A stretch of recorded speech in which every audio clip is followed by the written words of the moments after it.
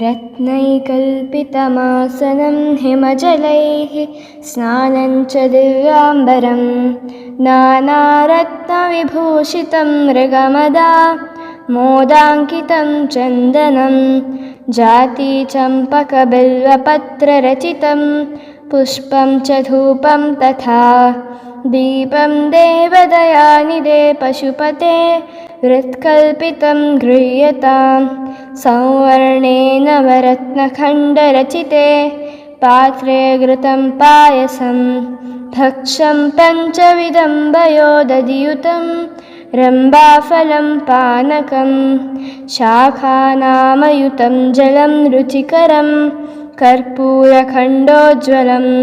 ताम्बूलं मनसा मया विरचितं भक्त्या प्रभो स्वीकुरु छत्रं चामरयोर्युगं व्यजनकं चादर्शकं निर्मलं वीणाभेरिमृदङ्गकाहलकला गीतं च नृत्यं तथा साष्टाङ्गप्रणतिस्तुतिर्बहुविधा भेतत्समस्तं मया सङ्कल्पेन समर्पितं तव विभो पूजां गृहाण प्रभो आत्मा त्वं गिरिजामते सहचरा प्राणाः शरीरं गृहं पूजा ते विषयोपभोगरजना निद्रा समाधिस्थितिः सञ्चारपदयो प्रदक्षिणविधि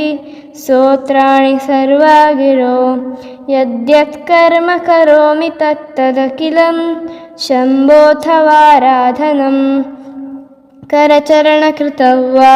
कायजं कर्मजं वा श्रवणनयनजं वा मानसं वापराधं विहितमविहितं वा सर्वमेतत्क्षमस्व जय जय करुणाब्धे श्रीमहादेव शम्भो जय जय करुणाब्धे श्रीमहादेव शम्भो जय जय करुणाब्धे श्रीमहादेव शम्भो इति श्रीशङ्कराचार्यविरचितं शिवमानसपूजास्तोत्रं सम्पूर्णम्।